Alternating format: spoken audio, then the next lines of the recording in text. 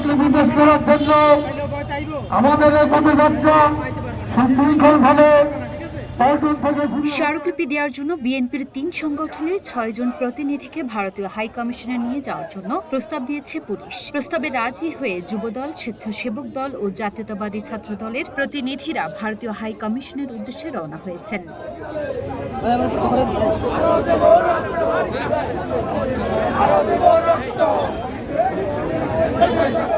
রোববার দুপুর পৌনে ১টার দিকে পুলিশের গুলশান জোনের ডিসি তারেক আহমেদ বিষয়টি নিশ্চিত করেছেন।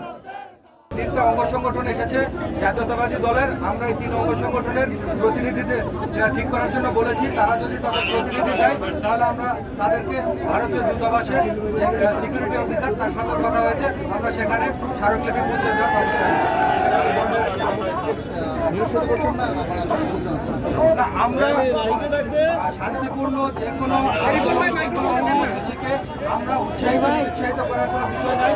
আমরা শান্তিপূর্ণ যে কোনো কর্মসূচি আমাদের পক্ষ থেকে সেটা দেখার জন্য বলা হয়েছে। এর আগে ভারতীয় হাইকমিশন অভিমুখে বিএনপির 3টি অঙ্গ সংগঠনের যৌথ প্রতিবাদী পদযাত্রা ও স্মারকলিপি প্রদান কর্মসূচি আটকে দিয়েছে পুলিশ। দুপুর 12টা 35 মিনিটের দিকে রামপুরা ব্রিজের উপর ব্যারিকেড দিয়ে পদযাত্রাটি আটকে দেন তারা। বেলা 11:30টার দিকে নয়াপল্টনে দলটির কেন্দ্রীয় কার্যালয়ের সামনে থেকে এই কর্মসূচি শুরু হয়।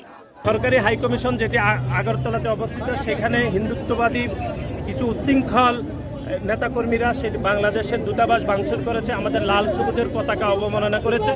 আমরা স্পষ্টভাবে বলছি এটি আমাদের স্বাধীনতা সার্বভৌমত্বের উপর হুমকি। এবং একই সাথে আপনারা জানেন যে 28শে নভেম্বর আমাদের কলকাতা দূতাবাসও তারা হামলা করেছে। এর আগে কলকাতার পশ্চিমবঙ্গের মুখ্যমন্ত্রী বাংলাদেশ বিরোধী একটি মিথ্যা প্রপাগান্ডা করেছে।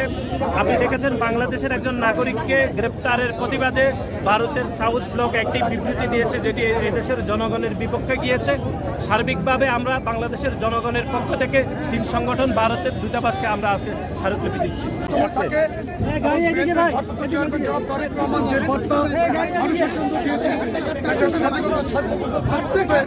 বিএনপি অপশন যুবদল, ছাত্রদল, স্বেচ্ছাসেবক দলের আজকের এই প্রতিবাদী পদযাত্রা স্মারকলিপির তারই অংশ।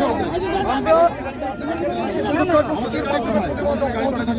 পদযাত্রায় বিএনপির সিনিয়র যুগ্ম মহাসচিব অ্যাডভোকেট রুহুল কবির রিজভী, যুবদলের সভাপতি আব্দুল মোনায়েম মুন্না ও সাধারণ সম্পাদক মোহাম্মদ নুরুল ইসলাম নয়ন, স্বেচ্ছাসেবক দলের সভাপতি SM জিলানী ও সাধারণ সম্পাদক রাজীব আহসান, জাতীয়তাবাদী ছাত্র দলের সভাপতি রাকিবুল ইসলাম রাকিব ও সাধারণ সম্পাদক নাসিরউদ্দিন নাসির সহ অন্যান্য নেতাকর্মীরা অংশ নিয়েছেন।